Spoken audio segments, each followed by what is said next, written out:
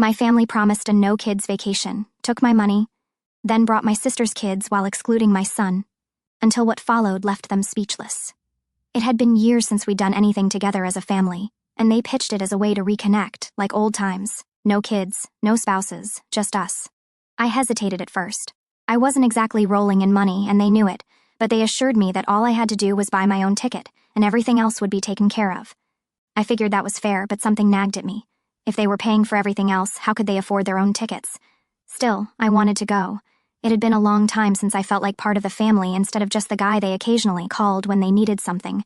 So, in a moment of generosity, and I'll admit a little desperation to feel included, I surprised them by buying all of our tickets. It was a big financial hit, but their gratitude seemed genuine.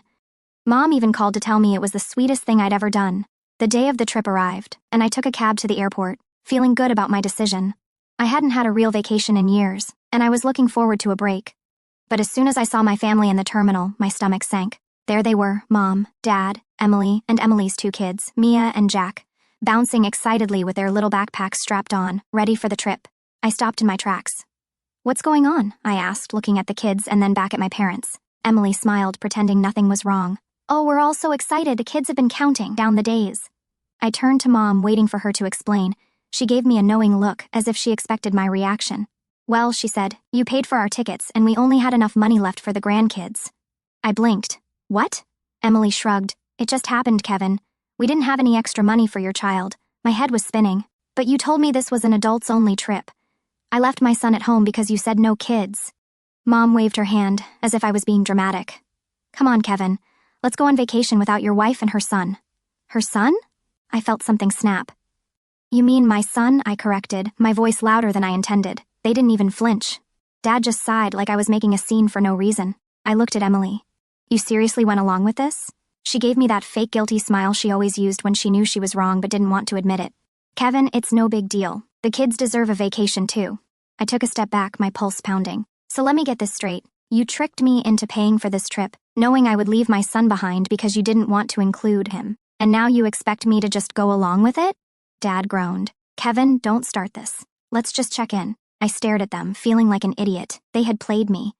They knew that if they had told me the truth, I wouldn't have come. They were counting on me to pay because I always bailed them out. Worst of all, they had never considered my son part of the family. A deep anger bubbled up inside me. I pulled up my phone, opened the airline app, and started typing. Emily frowned. "What are you doing?" "Canceling the tickets," I said. Her face went pale. "Kevin, no." "Vacation's canceled," I said. Emily's hand gripped my arm, as if she could physically stop me. "Kevin, don't! You're being ridiculous!" I yanked my arm back and stared at her like I didn't even know who she was. "Ridiculous? I left my son at home because you told me this was an adults-only trip, and now I find out you had plenty of room for your kids, and I was the one who paid for it."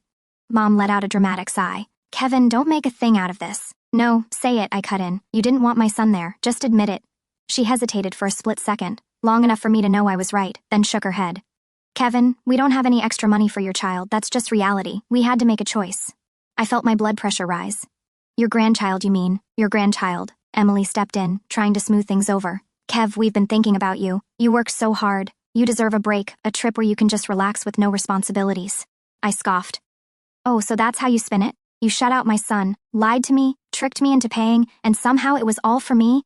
Are you serious?" Emily gave me that wide-eyed, innocent look she always had when she was caught but didn't want to admit guilt. "Kevin, it's not like that. We just thought it made sense." Mom crossed her arms. "You need to calm down. You're making a scene." I glanced around the terminal.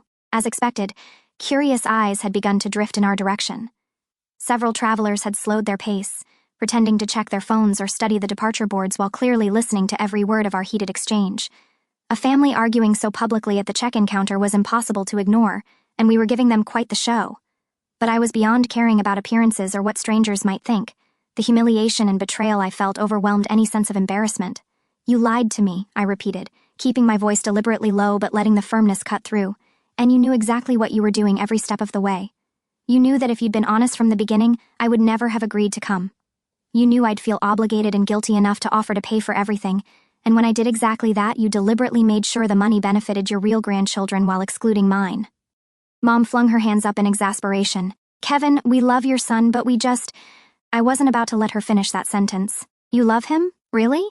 The words came out sharp and bitter. I pivoted to face Emily directly.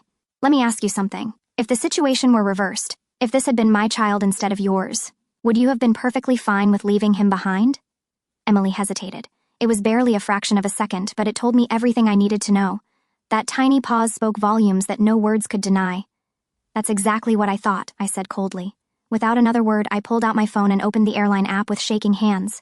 Emily's eyes went wide with sudden panic. Kevin, what are you doing right now? Canceling the tickets, I stated flatly, my fingers already navigating through the options. Her face drained of color instantly. Kevin, please don't do this. Mom's expression shifted from annoyance to genuine anger. You wouldn't dare. I looked her straight in the eye as I hit the confirm button. The screen flashed, refund processed. Dad, who had remained conspicuously silent throughout this entire confrontation, finally decided to speak up. Jesus Christ, Kevin, could you possibly be any more dramatic about this? I turned to face him, my anger reaching a boiling point. Dramatic? You seriously think I'm the one being dramatic here? You people tricked me from the very start. You deliberately shut out my son. You manipulated me into paying for this entire trip with my hard-earned money, and now, simply because I refuse to just roll over and accept this betrayal like some obedient dog, somehow I'm the villain in this story? Mom shook her head dismissively, as if I were a child throwing a tantrum. You're being completely ridiculous. You already paid for the trip. What's done is done. There's no point in making this worse. Emily nodded vigorously, treating this calculated betrayal as if it were nothing more than a trivial misunderstanding. Come on, Kevin, we're already here at the airport. Let's just go and make the best of it. The kids are so excited. Please don't ruin it for them. Think about them. I laughed, genuinely laughed, though there was no humor in it whatsoever. You actually think I'm just going to plaster on a fake smile and go on a vacation with you people after everything you've done? After this level of deception? Are you completely out of your minds? Mom's voice turned sharp and accusatory. You're acting like a victim over absolutely nothing. That was the final straw. I took a deliberate step back and slowly shook my head, almost in disbelief. You know what? Have fun trying to explain to those excited kids exactly why the trip they've been counting down to is suddenly canceled. I turned on my heel and started walking away, each step feeling lighter than the last. Emily's voice called desperately after me. Kevin, please come back. Mom's voice rose to a near shout. Kevin, you fix this right now, do you hear me? I didn't even glance back. I just kept walking. By the time I got in the cab, my phone was already blowing up. First Emily, then Mom, then Dad. I ignored every single call. I thought they would be pissed. I figured they would try to make me feel guilty, but I wasn't prepared for what they did next. I barely had time to catch my breath when I got home before the knocking started. At first, I ignored it. I knew who it was, and I wasn't in the mood. But after 5 minutes of relentless knocking, my wife Sarah finally looked out the window. It's your parents, she said, already annoyed. And your sister, of course. I opened the door a crack. Go home. Mom pushed the door open the rest of the way. Oh no, we're not done talking. Dad and Emily followed behind her, their faces tight with fake concern. Sarah came up beside me, arms crossed. What the hell is going on? Mom turned to her, shifting gears so quickly it made my head spin. Her voice softened to something almost apologetic. Sarah, I'm so sorry you had to find out this way. Sarah frowned. Find out what? I felt my stomach drop. Mom, don't. She sighed and shook her head, as if disappointed in me. Kevin canceled the trip because he didn't want to leave you and your son behind. He was just too embarrassed to tell us the truth at the airport. My jaw dropped. Are you, what? Emily nodded, jumping in as if she had rehearsed this. Yeah, Kev, we get it. You just wanted a break from being a dad. You should have just said so instead of making a scene. I almost laughed at how quickly they flipped the script. Sarah turned to me, her eyes narrowing. What are they talking about? I threw my hands up. Lies. All of it. I looked back at my family. You really think she's going to believe that? Mom let out a dramatic sigh. Kevin, we're not angry. We just wish you would have been honest. If you wanted time away from Sarah and the kid, we could have worked something out. Sarah's face darkened. You mean our son? The grandson you didn't want on the trip. Mom gave her a barely there smile. Honey, we love him, but we didn't have the money to take him, Sarah scoffed. But you had money for Emily's kids? Emily immediately played the victim. That's not fair, Sarah cut her off. No. What's not fair is that you lied to Kevin, made him pay for the trip, and then tried to shut out his child. And now you're standing in our house making up some ridiculous story to cover your asses. Dad, who had been silent, finally spoke. Sarah, listen. Kevin obviously felt guilty about leaving without you. That's why he did what he did. I could not believe this. Are you serious? You're actually doubling down on this? Mom waved her hand. Kevin, you were guilty. You just took it out on us instead of admitting it. Sarah turned to me. Tell me you canceled the trip because of what they did, not because you wanted to stay home. I looked straight at her. I canceled because they lied to me. Because they used me. Because they didn't want our son there. Sarah nodded. That's what I thought. She turned back to them. Get out, Mom gasped, as if personally offended. Sarah, don't be dramatic. Sarah stepped forward. Get out. Now. Emily looked at me, still trying to act innocent. Kev, seriously, you're just going to let her talk to us like that?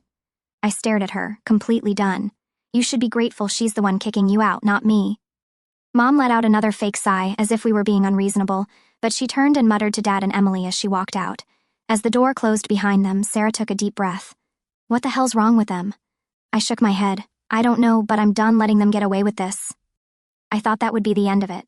I was very wrong. After my parents and Emily left, Sarah and I just stood there in silence. I knew they were bad, she finally said, shaking her head. But this? They tried to turn me against you. I exhaled and rubbed my temples. They're desperate. They hate looking like the bad guys. Sarah crossed her arms. They are the bad guys. I didn't disagree, but in the back of my mind, I knew this wasn't over. They weren't the type to just let things go, and I was right. The next morning, I woke up to a series of texts from Emily. Kevin, we need to talk. Call me. Please, I just want to explain. Mom and Dad are really upset. This is getting out of hand. You have no idea what you just did. That last message made my stomach turn. Sarah came in, holding her own phone. Are you seeing this? She held up a Facebook post. Mom had written a long rant about family betrayal, how she had always been there for her children, but sometimes a mother had to accept that one of them had gone too far. The comments were exactly what you'd expect, Aunt Linda. Oh no, what happened? Mom's friend Denise, you've always been such a good mother. If someone hurt you, they don't deserve you.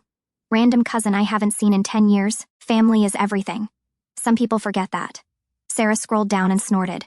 She's playing the poor mom card. I shook my head. She's trying to get ahead of the story, make sure everyone feels sorry for her before they hear the truth.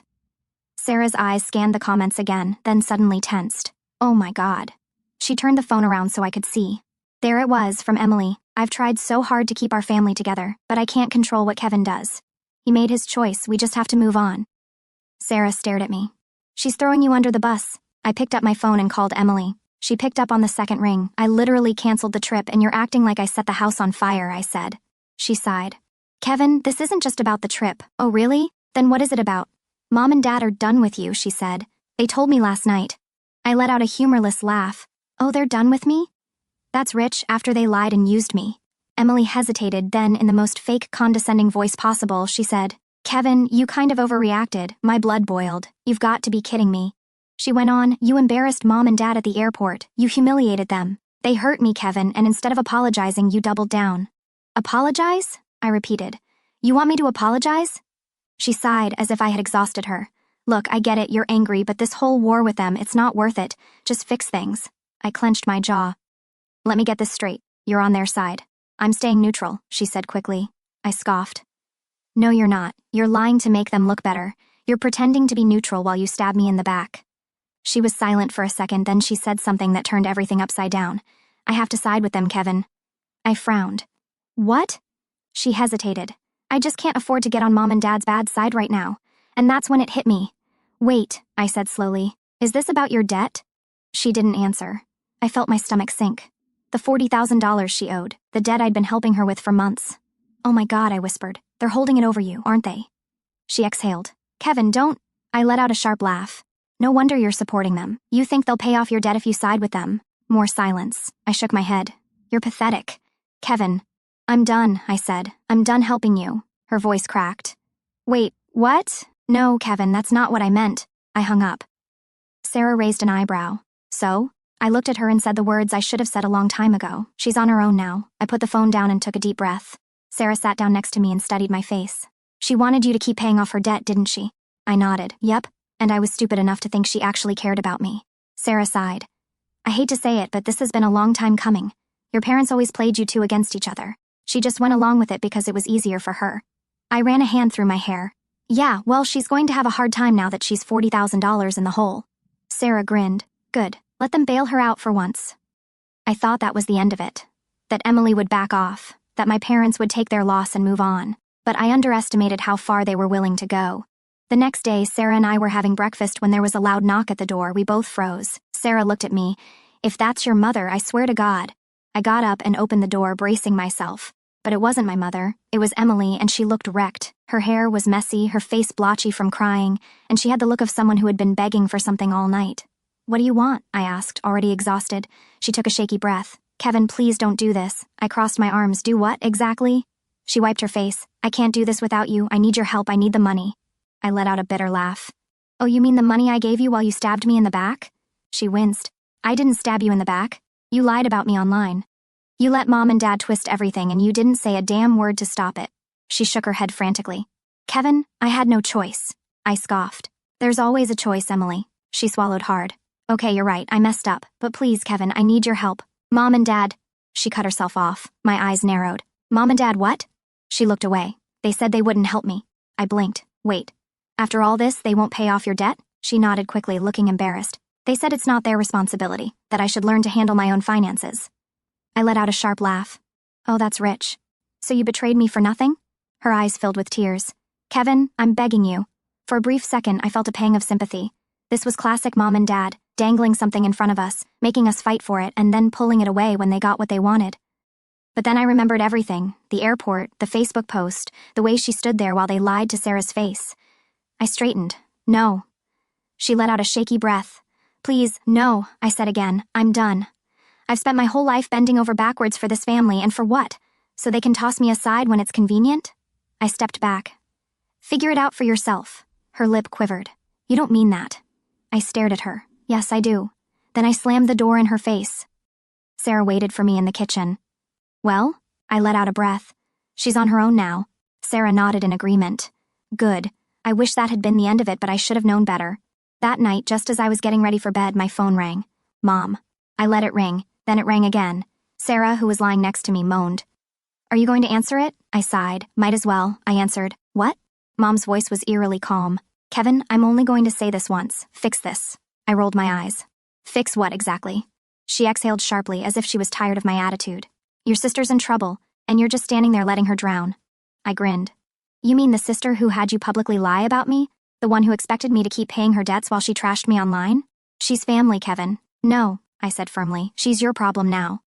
There was a pause, then, in a voice so cold it actually gave me chills, she said, "If you don't help your sister, you're out of the will." I actually laughed. "Oh no," I said mockingly. "Not the will. How will I survive?" She didn't like that. "You think this is funny?" I shrugged. "Kind of. You expect me to grovel for money I never counted on?" She huffed. "Your father and I have worked hard for what we have, and if you want any of it, you better start acting like a son again." I grinned. "So let me get this straight. You dangled money in front of Emily to control her, and now that she's useless to you, you're trying the same trick on me?" Silence. "You're making a big mistake." I stretched out on the bed, feeling lighter than I had in years. "No, Mom, the mistake was ever thinking you actually cared about me." Then I hung up. That was the last time I talked to them. I blocked their numbers, ignored their emails, and when Christmas came, I didn't even open the guilt-ridden letter they sent me. Emily sent a few more desperate messages, but I never responded. As for the inheritance, they did exactly what I expected, rewrote their wills, leaving everything to Emily and her children, and I still didn't care. For the first time in my life, I was free, and she didn't call to apologize.